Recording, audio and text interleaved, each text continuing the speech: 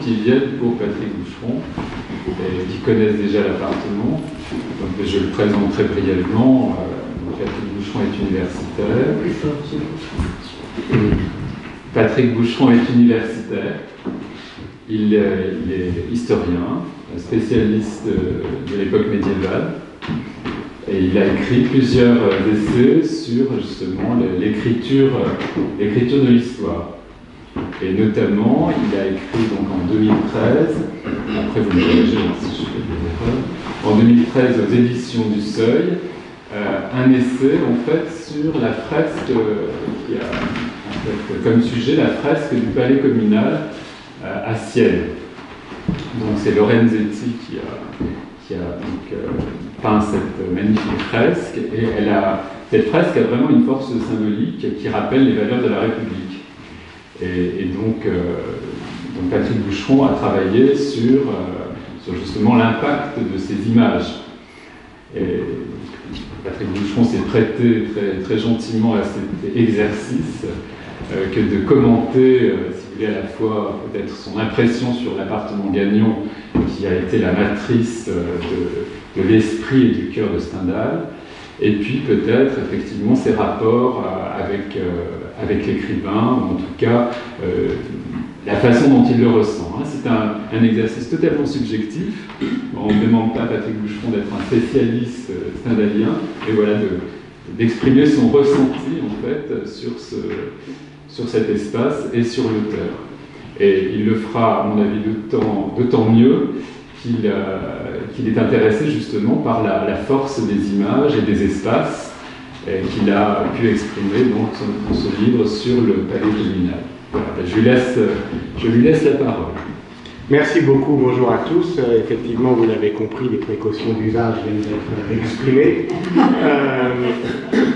L'appartement Gagnon, je l'ai découvert hier, donc au moins aurais-je le mérite de la fraîcheur de la sensation. De Stendhal, je suis nullement spécialiste. De l'Italie, un peu davantage, encore que d'une époque qui était bien éloignée de celle qui nous intéresse, mais qui intéressait en tout cas Stendhal. Et c'est peut-être de cet intérêt que je vais parler, c'est-à-dire qu'est-ce qui intéressait Stendhal dans l'Italie, davantage que l'intéressait d'ailleurs, qu'est-ce qui le passionnait au sens propre, en quoi il voyait en Italie ce qu'il appelait souvent la patrie de l'énergie, ce qui effectivement rejoint un de mes intérêts à moi, en tout cas un de mes motifs d'écriture, que j'appelle volontiers la puissance d'actualisation. Pourquoi lorsque on vit une époque qui est déjà si intensément chargée d'événements, et d'événements bouleversants, comme évidemment Stendhal l'a vécu, et dont je dirais que cet appartement, d'une certaine manière, par sa disposition, par son allure générale, témoigne, c'est-à-dire ce basculement du XVIIIe au XIXe siècle, l'impact, le choc de la Révolution française, et vous savez très bien que cette révolution, d'une certaine manière, elle faisait du passé un usage très dosé, c'est-à-dire ce qui ne l'intéressait au fond dans le passé, c'était pour l'essentiel que l'Antiquité gréco-romaine, dans les toges desquelles les révolutionnaires aimaient à se draper. D'ailleurs, après la Révolution, et au moment justement, et même après l'épopée impériale, qui fut si importante pour Stendhal, le fait que l'Antiquité gréco-romaine a été si intensément chargée, je dirais, de ce sens politique de la réactualisation, amenait cette autre génération, qu'on peut appeler romantique, disons, à aller chercher ailleurs dans le passé des ressources d'intelligibilité. Et moi, ce qui m'intéresse en tant que médiéviste, puisque je le suis médiéviste, c'est d'essayer de saisir comment l'Italie ancienne, l'Italie que Stendhal a aimée non seulement pour y voyager, pour la visiter, pour évidemment regarder la peinture, je parlerai tout à l'heure de son histoire de la peinture italienne, mais également, je dirais presque en historien, en lisant avidement les chroniques qui vont devenir les chroniques italiennes, en profitant de ses séjours à Milan pour justement lire très largement des sources, qu'on appellerait aujourd'hui des sources. Qu'est-ce qu'il cherchait, au fond, dans l'Italie, est une manière pour nous de comprendre, dont on peut dire aussi qu'on vit des événements en tout point bouleversants. Qu'est-ce qui comprendre, au fond, en quoi cette Italie ancienne a pu être pour Stendhal une ressource d'intelligibilité pour comprendre son présent et même peut-être pour, j'allais dire, le supporter, pour le vivre à nouveau, pour le faire renaître, peut être une manière pour nous, à nous un peu large, de nous saisir à nouveau de cette question. Donc, je ne vais pas vous faire visiter l'appartement Gagnon, j'en serais bien incapable, mais évidemment, si vous avez des questions, je pense que, voilà, je ne vais pas parler pendant une heure, ne faites pas ça. Dimanche matin, pour changer d'heure, voilà.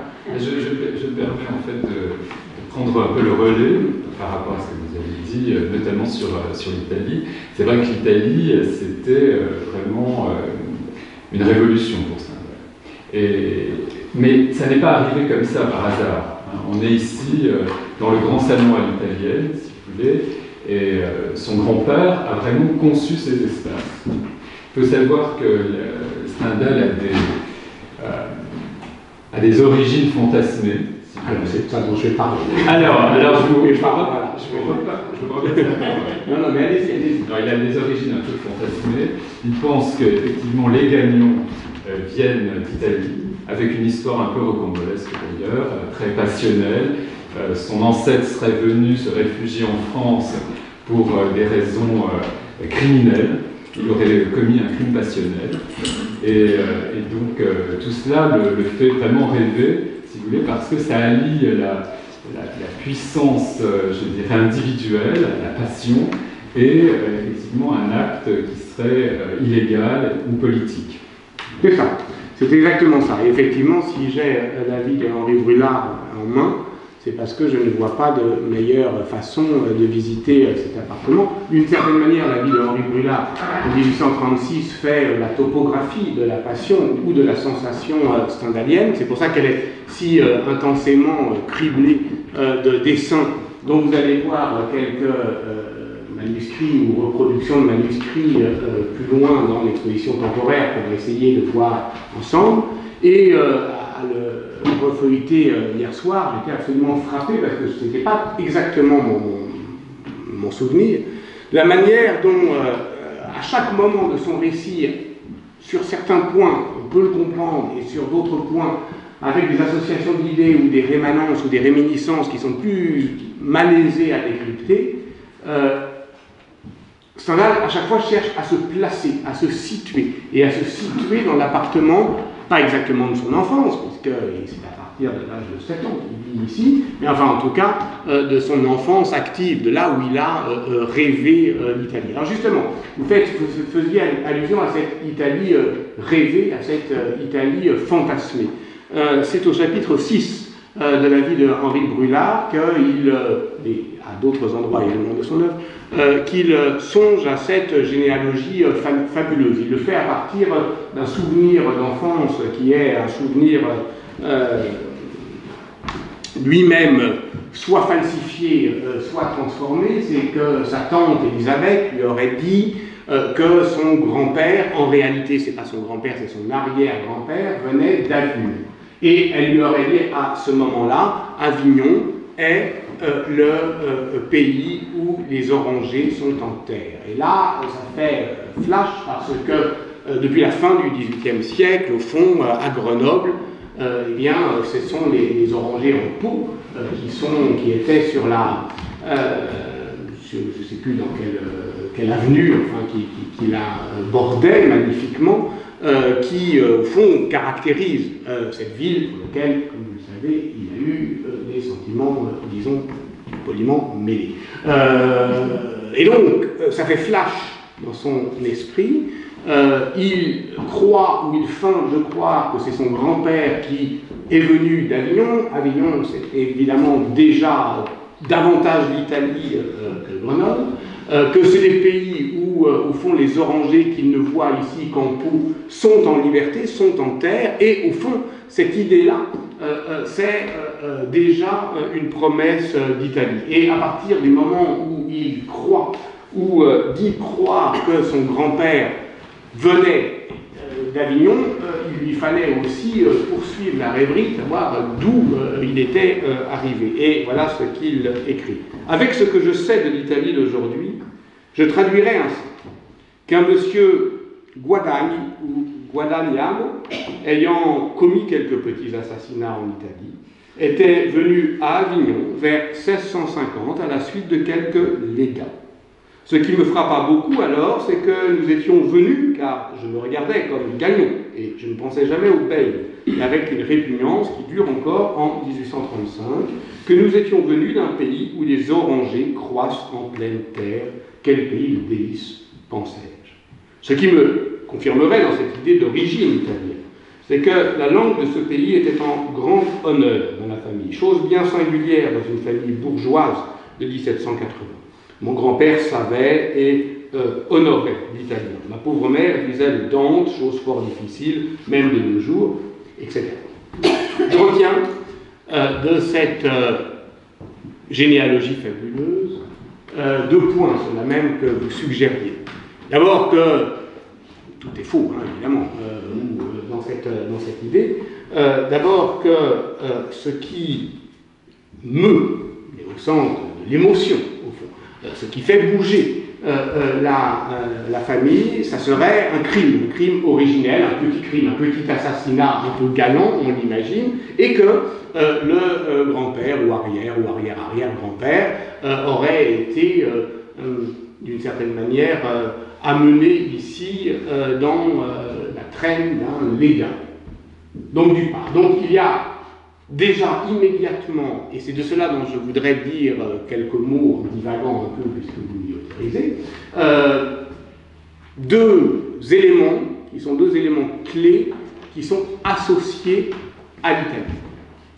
La violence politique, l'assassinat et l'autorité des prêtres, c'est-à-dire de son terrible précepteur, dont il disait volontiers, qui est ici derrière vous, et dont il disait volontiers qu'il était le masque même de la tyrannie.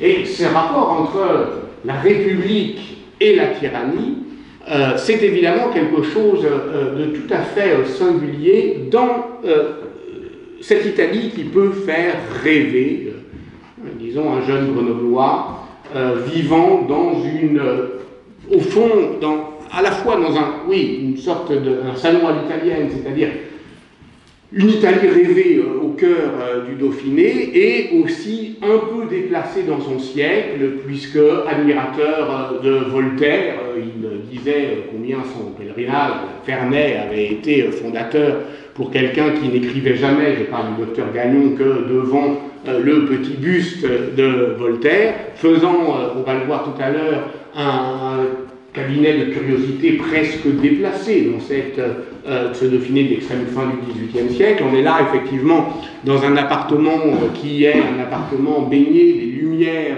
européennes, alors que on va déjà, évidemment, l'histoire contemporaine va déjà balancer, enfin en tout cas verser ailleurs à partir de la Révolution. Alors, d'ordinaire, on place l'Italie contextuelle, je veux dire, dans la vie de Stendhal, après, évidemment, 1800, au moment où, proprement, il y va. C'est le moment où, justement, on bascule de l'autre côté. Vous savez que dans la vie de Henri Brulard, il s'attarde interminablement à raconter ces années grenobloises dont il ne cesse de dire au fond il n'y a rien à en retenir, ce ne fut qu'une longue et lente indigestion, voilà, mais finalement il ne fait que ça, et au moment où il dit que la vie commence, où il découvre tout unanimement, et l'art, et l'amour, et des villes magnifiques, Milan, etc. C'est à la fin du livre, et le livre allait, hoquette en quelques phrases, c'est un manuscrit inachevé évidemment, en quelques phrases qui se précipitent au bord d'une passion qui est tellement intense, tellement ardente qu'elle ne peut plus se dire, et elle dit voilà, je suis au comble du bonheur. C'est d'ailleurs assez amusant, puisque vous me permettez moi-même quelques réminiscences. J'ai toujours pensé, moi-même qui ai commencé à travailler en Italie à Milan, justement, voilà, suis d'abord milanais, comme Stendhal, c'est-à-dire qui n'est pas à proprement parler aujourd'hui la ville d'Italie que les amoureux de l'Italie préfèrent, qui est même peut-être une ville que les gens aiment pour des raisons qui sont souvent inverses à celles pour lesquelles ils prétendent aimer l'Italie, qui est la ville que les Italiens ignorent et méprisent le plus, je veux dire les non-milanais. Hein, je me souviens avoir vu, enfin encore, c'était l'année dernière, des amis florentins, il faut dire les Florentins, il n'y a pas plus arrogant qu'un Florentin. Et alors voilà, on dînait ensemble, c'était formidable, et tout, c'est bon. Et alors il me disait, oh là là, faut que je te raconte, on a fait un voyage incroyable.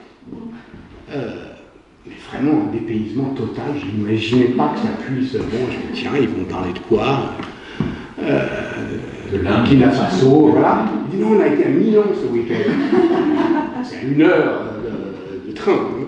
Et en fait, on ne savait pas qu'il y avait tant de richesse, tant de beauté, etc. Voilà. Donc, effectivement, Milan, c'est d'une certaine manière une anti-Italie. En règle générale, on considère effectivement que Moi, je pensais, justement, ma réminiscence littéraire, je pensais au fond, dès que je vais en Italie, je pense à la toute fin du Hussard sur le toit, Jean Giono, Angelo, l'hussard, qui à grande chevauchée, qui voit les Alpes, et ce sont les 2 dernières phrases, l'Italie est là, derrière, il était au comble du bonheur. Mais évidemment, il était au comble du bonheur est une réminiscence stendhalienne. C'est-à-dire que le comble du bonheur, dont l'Italie serait au fond un des noms, c'est constamment là dans son œuvre. Alors, ce n'est pas de ce passage-là dont je veux parler. Ce passage qui, évidemment, pour lui, même si on voulait un peu raffiner, est réel en 1800, mais quand même déjà par lecture et enthousiasme politique, au fond déjà effectué en 1796, parce que quand on lit effectivement la page célèbre de la Chartreuse de Parme, on voit bien que voilà, c'est le passage de la jeune armée d'Italie, dont, dit-il, l'ancêtre était le général de 27 ans qui la commandait, c'est-à-dire cette incroyable vigueur de jeunesse qui va raviver tout un pays. Tout cela, évidemment, crée les conditions d'une renaissance, et cette renaissance, elle pointe vers une autre, lorsqu'une autre armée, également jeune, d'un roi également ivre de son pouvoir, je veux parler évidemment de Charles VIII, eh bien, passa les Alpes en 1494, et que, d'une certaine manière, c'est aussi pour Stendhal, lecteur des chroniques italiennes, la date clé, le moment où, sans arrêt, sans cesse, il pointe ce trait de scie qui vient avec netteté couper en deux non seulement l'histoire de l'Italie, mais l'histoire de l'Europe, puisque, d'une certaine manière, ce que nous appelons la Renaissance italienne n'est rien d'autre que, et on en a ici une ultime expression, n'est rien d'autre que le choc en retour, en France, d'une admiration extraordinaire face au trésor de l'Italie, puisque Charles VIII descend jusqu'à Naples et est émerveillé par ce qu'il voit, et dès lors n'aura de cesse de vouloir transporter des bouts d'Italie rêvés en Val-de-Loire. Et ce qu'on appelle les guerres d'Italie, C'est évidemment, comme le dit Michelet, une manière pour les rois de faire la guerre pour épater les filles, la guerre pour les femmes, et ça, évidemment, c'est pour ça que Stendhal lui-même, ça lui plaît, ensuite François Ier, ensuite la geste napoléonienne, il y a là, évidemment, un nouage entre la guerre et la galanterie qui ne cesse effectivement de se réactiver, mais il ne s'agit évidemment pas que de ça, c'est pas seulement cette geste guerrière, elle est conquérante, elle est immédiatement conquérante, c'est-à-dire que, évidemment, lors de la Renaissance, là,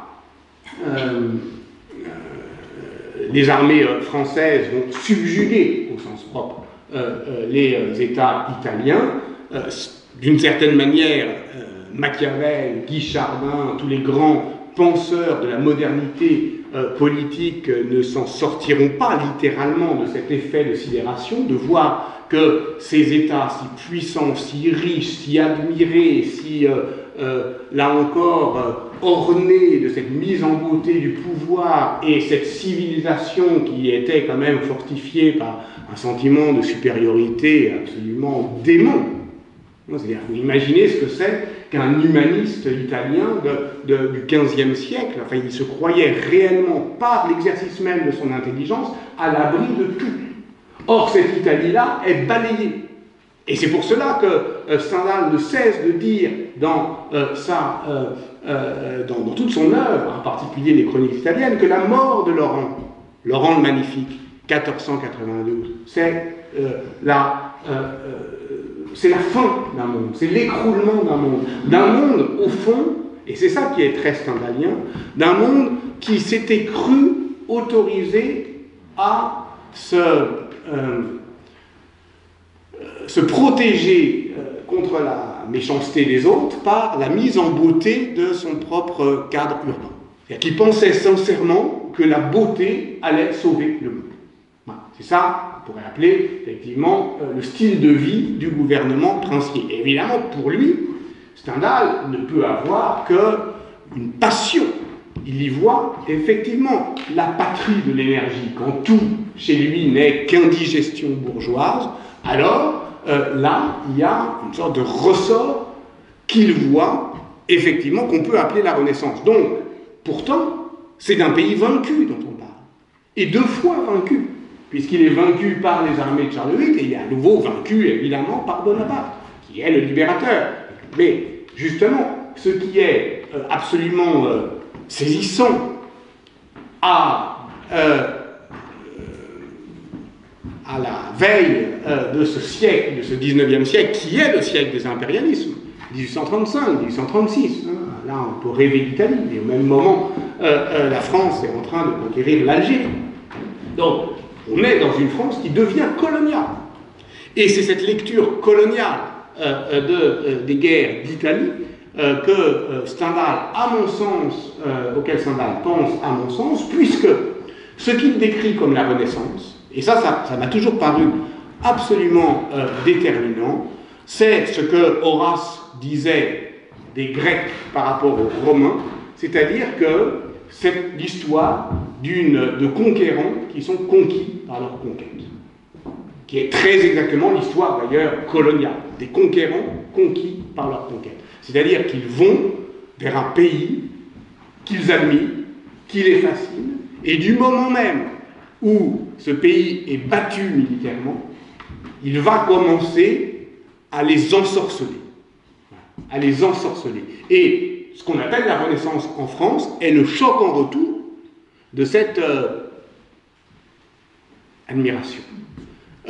Puisque les rois victorieux, les rois de France, reviennent en France, certains de leur victoire, mais tout aussi certains de leur défaite morale, culturelle, artistique, certains que pour se mettre à la hauteur de l'histoire qui les a choyés, il faudra justement réarmer cette histoire.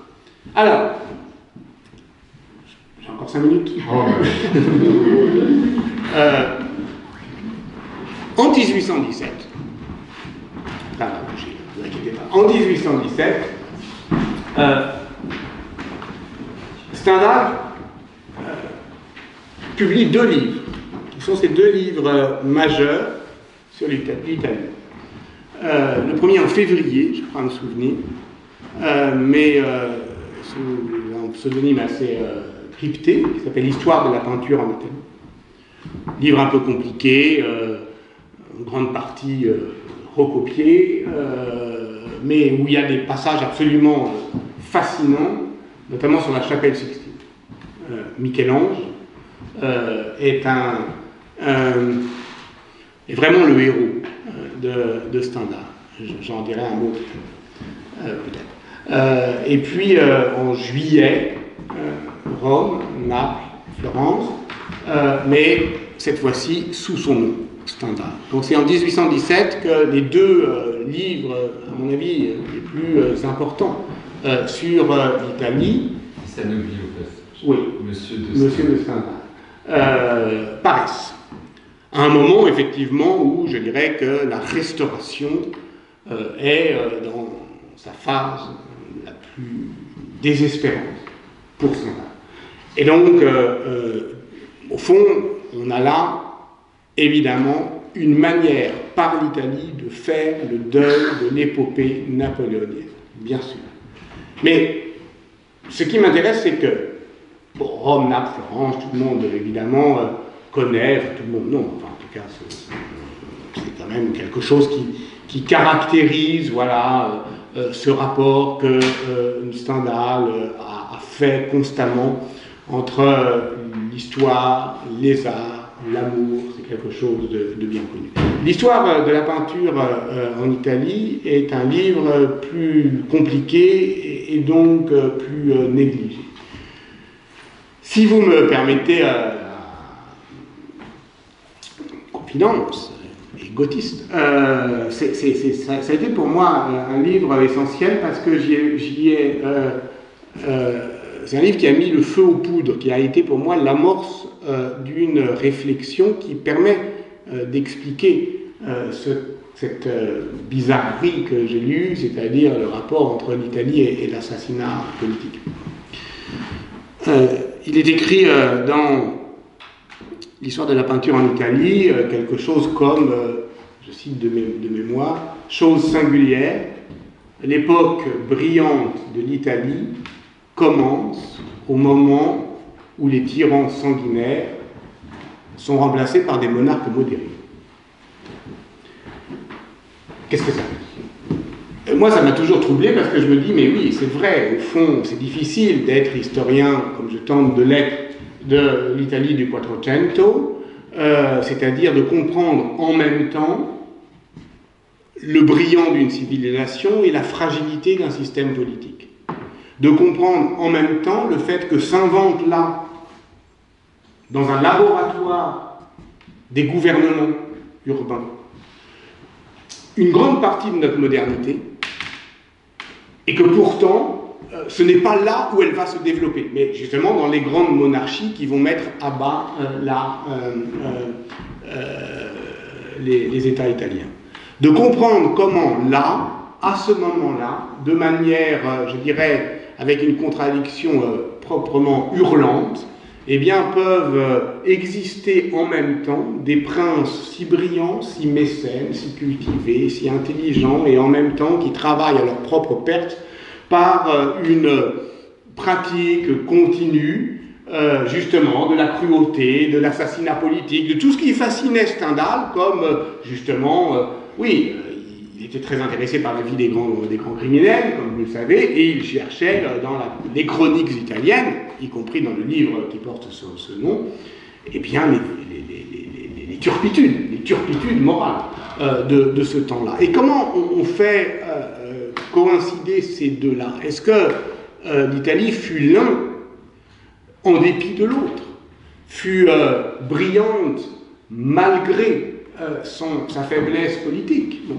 Je pense que l'histoire de la peinture en Italie de Stendhal nous permet d'articuler plus finement les choses. Et surtout, si on réfléchit à cette phrase que je vous ai citée, l'époque brillante de l'Italie commence là où les tyrans sanguinaires se font remplacer par des monarques modérés. Qu'est-ce que ça veut dire? Ça veut dire qu'il y aurait même, pas seulement un lien de coexistence, mais un lien de nécessité entre l'illégitimité du pouvoir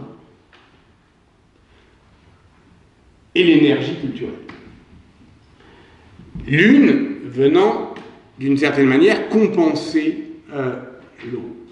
Et c'est quelque chose qui me semble très profond, et qui, moi, personnellement, m'a toujours inspiré. Là encore, hier soir, je m'accorde la soirée, je me disais, bon, je commençais à réfléchir à cette conversation, en espérant pouvoir l'improviser quand même, enfin bon, en rassemblant mes idées. Et puis j'avais quelques idées éparses qui me venaient, bon, notamment des bouts de Stendhal, notamment cette citation-là, mais je ne savais plus très bien d'où ça venait. Et j'ai tapé sur Internet. Alors là, c'est terrible parce que vous pouvez avoir écrit des choses sur Internet quand vous êtes un vieil universitaire comme moi, les avoir oubliés, mais Internet, lui, n'oublie rien. Et j'ai retrouvé un article, et j'en ai bien peur, mon premier article publié, 1994, que j'avais, bien sûr, oublié, qui s'appelait « De la cruauté comme principe de gouvernement », et qui parlait de ça, et qui prenait appui sur Stendhal, mais très honnêtement, je l'avais oublié. Et donc, qu'est-ce que ça racontait? Ça racontait ceci, que on pouvait sans doute, en historien, faire fructifier cette hypothèse stendhalienne qu'il y a un lien nécessaire entre l'illégitimité d'un pouvoir et l'énergie culturelle qu'il met à le défendre. On pourrait donc dire que ce qu'on appelle la Renaissance est l'idéologie de compensation d'un pouvoir qui se sait fragile. Et donc, contrairement à l'illusion, disons, napoléonienne, ou bonapartiste, des arts forts pour fortifier un pouvoir fort, tout se passe souvent de manière un peu opposée. Voilà. Et que l'art, et c'est ça qui intéressait Stendhal, évidemment, l'art, l'amour sont nécessairement, inévitablement, des pratiques subversives et des pratiques presque clandestines qui viennent, au fond, saper les fondements de l'autorité par définition même, et notamment de la tyrannie morale. Et c'est pour cela, effectivement, qu'il avait de la sympathie. Une sympathie spontanée qui n'est pas simplement une manière de vouloir s'encanailler ou voilà, pour les époques criminelles, non pas en dépit de leur violence, mais du fait même de leur violence. Donc c'est une réflexion, j'allais dire, adulte sur ce que c'est que la violence dans l'histoire. Si vous permettez, c'est vrai qu'on peut en revenir à l'enfance de Stendhal, parce que, effectivement, en fait, le grand drame de la vie de Stendhal, c'est d'être né belge, oui, de son père, et d'avoir voulu être un gagnon. Hein, on revient aussi à l'Italie. Et donc, en fait, Veil représente effectivement la tyrannie, l'illégitimité d'une paternité. Et donc, alors qu'il reconnaît en gagnant son véritable père, et en fait, il est amené, je dirais, à la raison par son grand-père, par la culture et par cet appartement que symbolise justement les différents domaines de la culture, l'art, la littérature, les sciences. Voilà. Et c'est ça, effectivement, qu'on a à visiter. C'est la manière dont un espace, y compris dans sa disposition, le grand salon à l'italienne, etc. À l'italienne, qu'est-ce qu'il y a d'italien à part la couleur européenne, une certaine organisation de l'espace, une manière de s'offrir avec générosité aux visiteurs, qui est à peu près le contraire des solutions palatiales italiennes. Enfin, peu importe, c'est l'idée qu'on se fait de l'Italie.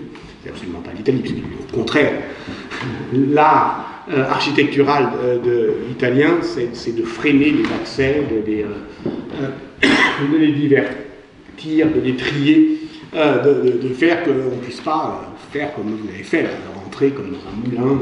Voilà.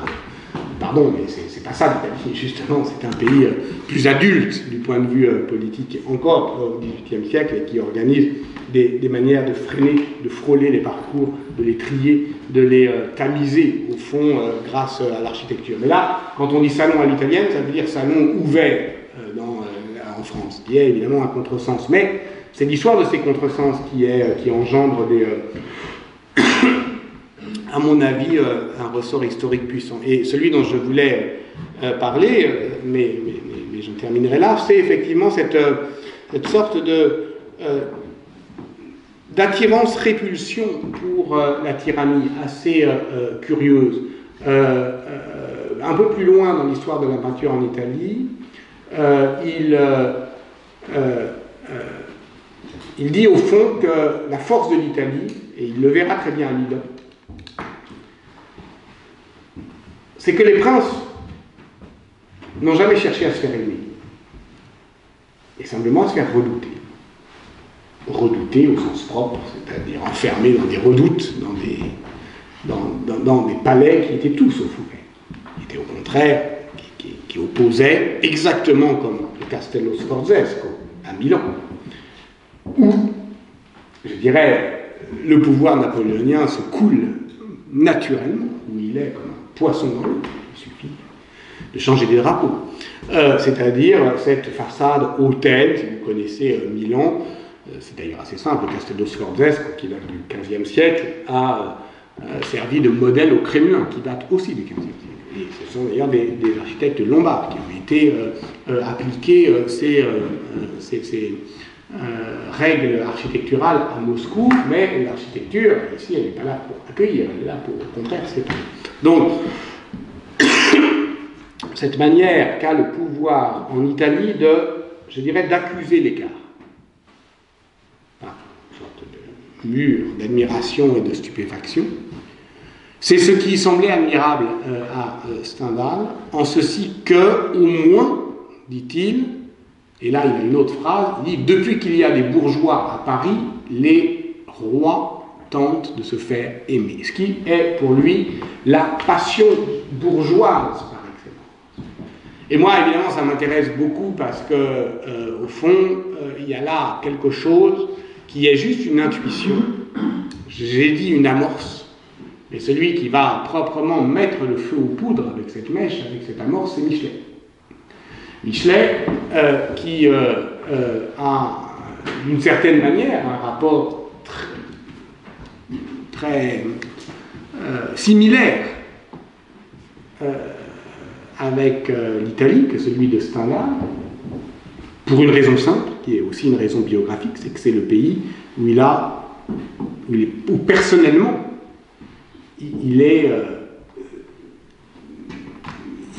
lui, il dit qu'il est rené en Italie.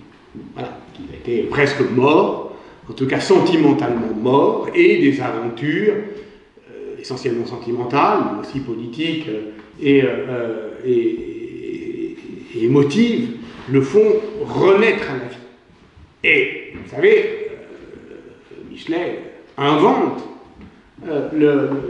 l'idée même de renaissance, ce qui est quand même extraordinaire pour, d'une certaine manière, sublimer son état d'esprit. Et aujourd'hui encore, on ne peut pas ne plus penser comme ça, c'est-à-dire qu'il l'a inventé une fois pour toutes. Or, justement, il y a chez Michelet exactement la même conviction républicaine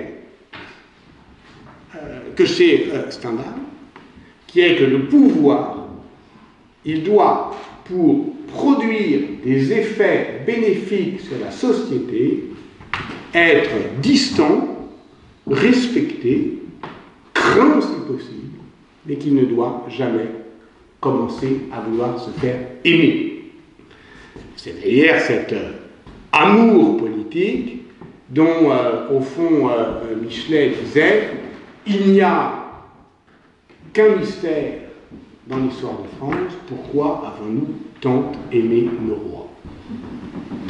Et je pense que toute cette génération romantique, celle de Stendhal, mais aussi celle de plus tard, ensuite, après, évidemment, Musset, Victor Hugo, songez à tous les drames romantiques qui utilisent l'Italie médiévale et renaissante comme cadre, comme décor, songez à cet extraordinaire peinture politique de son temps que Victor Hugo, à travers l'Italie, livre dans Angelo Tirantadou, c'est toujours la même histoire. C'est une façon, précisément, lors de la Restauration, au moment où les rois veulent restaurer justement cet amour comme ressort du politique, et bien de ramener le politique à sa nudité, à sa nécessité et à sa crudité, que cette génération-là de romantiques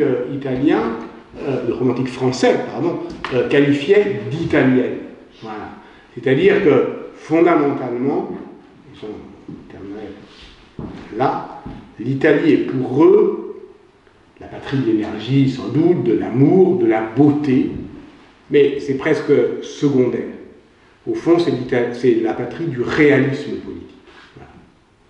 C'est-à-dire, c'est l'endroit où, je dirais, la lumière est si éclatante, où elle fait si nettement, où elle découpe le contour, qu'on voit les choses. Et que ces choses, on les voit politiquement. Et donc, tout ce qui est en train de se mêler dangereusement dans cette France de la Restauration, et je laisse à votre appréciation le fait de savoir si restauration n'est pas un mot qui conviendrait pour qualifier notre aujourd'hui. La restauration, c'est précisément le moment où on va brouiller les frontières entre la République, la tyrannie, etc.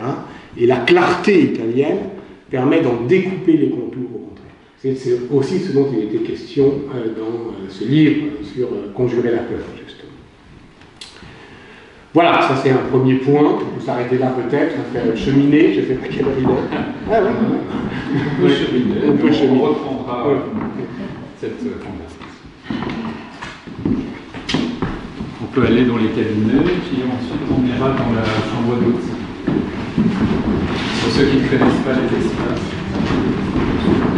Vous pouviez faire surgir sur l'époque actuelle si la télévision ne relevait pas des images, ce qui est des faits, ne relevait pas non plus de l'idolâtrie en fait, et qui empêchait de penser aussi plus loin. Mais dans ce cas-là, quel serait le statut des œuvres d'art que crée toute la Renaissance italienne?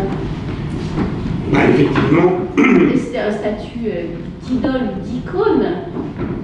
C'est difficile.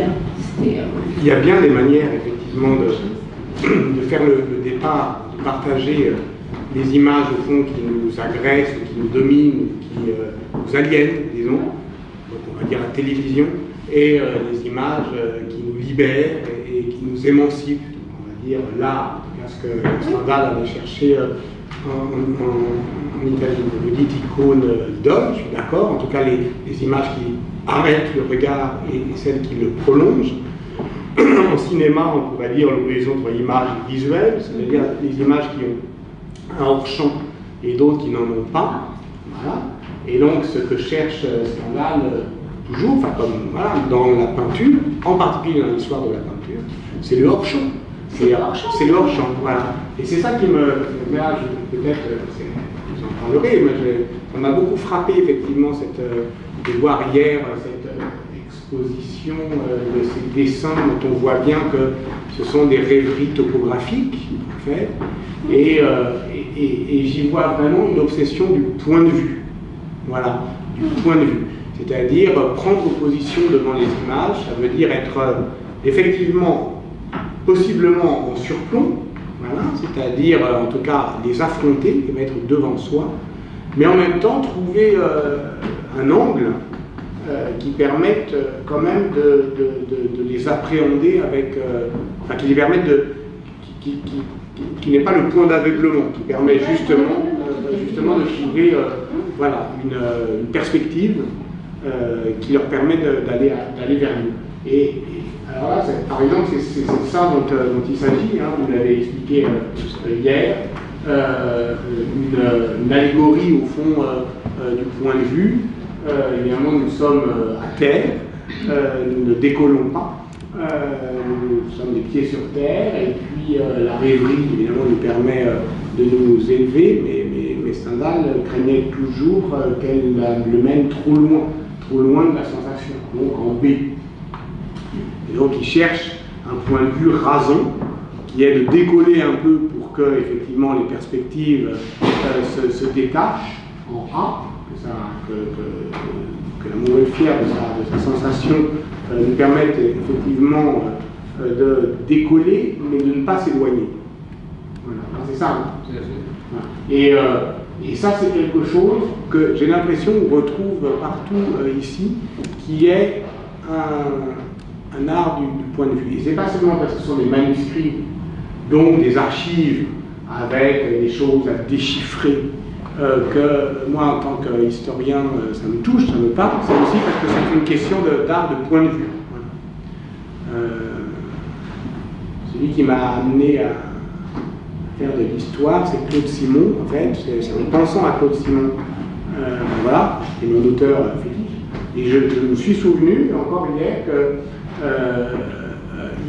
dans sa leçon, enfin dans son discours de Stockholm, c'est-à-dire son discours de réception du prix Nobel, Claude Simon parle de ces dessins-là dans la vie de Henri Brulard, au moment où justement Stendhal bascule, il passe le col Saint-Bernard, et où il dessine justement la courbe, on va dire, c'est-à-dire voilà, le tracé même des courbes de niveau, et où il dit que, au fond, décrire ça, ça serait comme promener un miroir sur ce chemin. Voilà.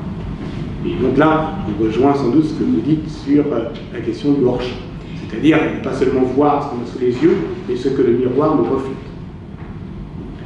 Oui, mais aussi au niveau proprement politique, quand on regarde par exemple la façon dont Musset utilise l'Italie dans Lorenzaccio, par exemple, où cette Italie, elle est utilisée comme un outil pour penser le politique en France. Toujours. Toujours. Chez Victor Hugo, c'est pareil. C'est vraiment un outil pour penser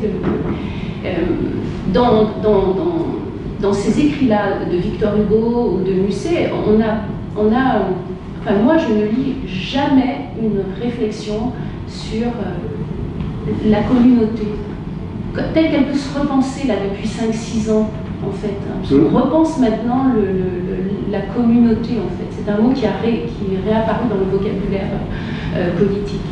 Eh bien, ça n'apparaît en fait jamais dans leurs écrits. Quand ils font des distinctions, parce que vous vous rappelez de la grande importance de la distinction, ça veut dire qu'actuellement, si on est dans une période de restauration, c'est une période de confusion en fait dans les pouvoirs. C'est ce que vous sous-entendiez. Oui, tout à fait. Mais dans le texte de Victor Hugo, on a aussi des formes de confusion. Exactement comme dans Lorenzaccio aussi, dans les pouvoirs, oui, c'est ça. La façon dont ils sont répartis, dans une espèce de trouble, où justement, comme il n'y a plus de distinction, chacun s'y perd et on n'aboutit à rien, en fait. Parce qu'en fait, les pièces aboutissent toujours à une forme d'échec ou une forme de pérennité de ce qu'il y a. C'est-à-dire que les volontés, les énergies qui se sont déployées n'aboutissent pas. Et c'est pour ça qu'effectivement, à ce moment-là, qui est un moment de crise politique, disons, des années 1830, ce qu'on a à dire sur la situation politique en Italie ne se peut dire qu'en faisant le détour, en France, qu'en faisant le détour italien. Et bien sûr, c'est pour ça que moi, à titre personnel, je suis historien, j'ai fait à la fois des choses sur l'histoire du monde, sur l'histoire de l'Italie, parce que je pense que l'Italie, c'est bien plus que l'Italie. Voilà. C'est-à-dire que c'est un laboratoire. Et c'est en particulier la forme superlative de l'Europe. C'est-à-dire que l'Italie, par exemple, l'Italie du XVe siècle est une Europe du XVIe en petit. L'Europe du XVIe est une Italie en grand. C'est toujours une forme superlative de l'Europe. C'est-à-dire qu'on va dire que... Et regardez comment on en parle, même, les Italiens. Soit c'est nous en mieux, soit c'est nous en pire. Et c'est toujours nous en plus. Politiquement, c'est nous en pire. Berlusconisme, c'est pire encore que... Voilà. Mais c'est quand même ce qui nous attend, c'est quand même ce à quoi on travaille politiquement. C'est à être italien, c'est-à-dire à se dégrader encore davantage que nous le sommes. c'est ça à quoi on s'échine. On s'échine. Voilà. Et c'est très intéressant de considérer ça, par exemple, du point de vue de l'art politique.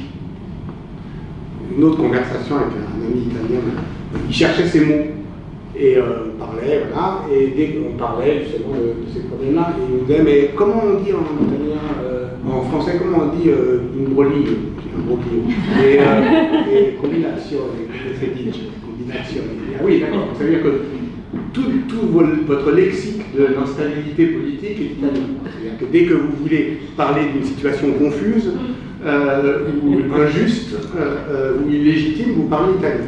Bah oui. Donc ça veut dire effectivement que, oui, l'Italie est la patrie du réalisme politique. C'est-à-dire que, parce que c'est aussi la patrie de Machiavel. Oui. Et pardon, excusez-moi, j'essaie de...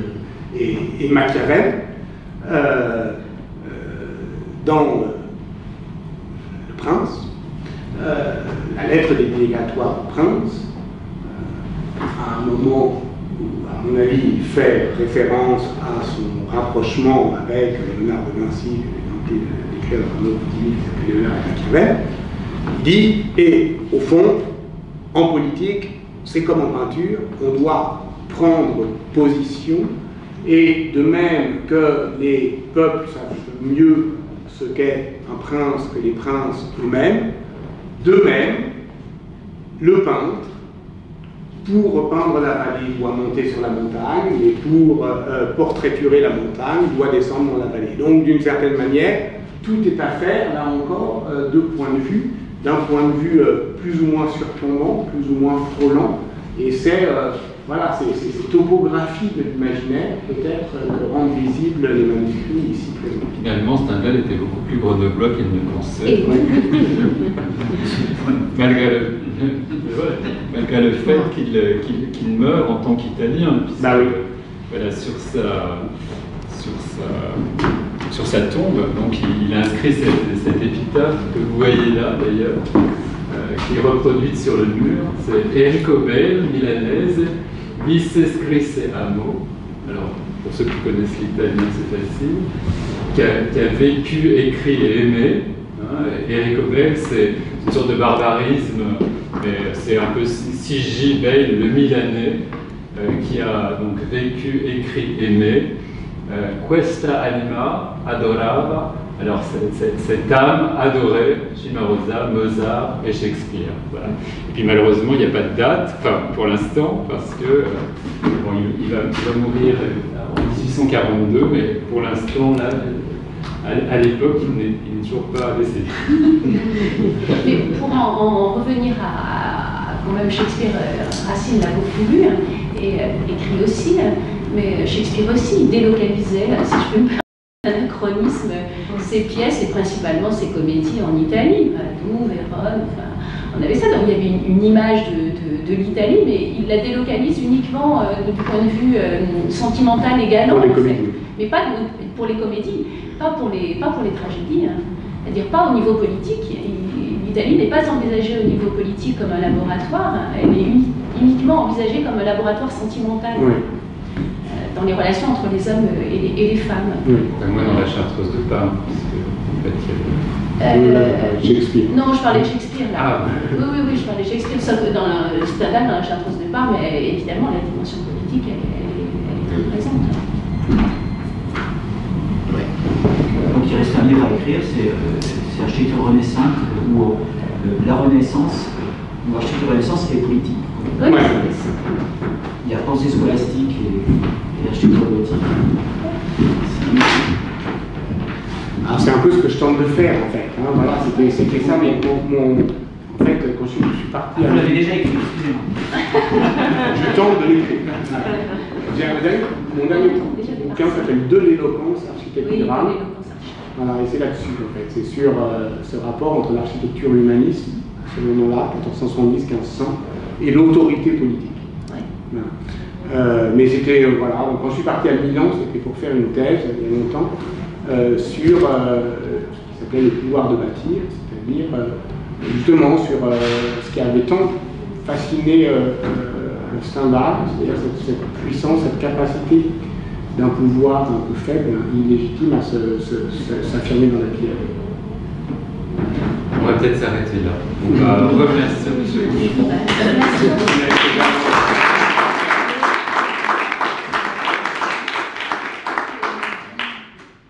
Et puis, je vous invite à redécouvrir le musée Stendhal lorsqu'il y aura une prochaine exposition temporaire en mai, début mai, sur justement Stendhal et ses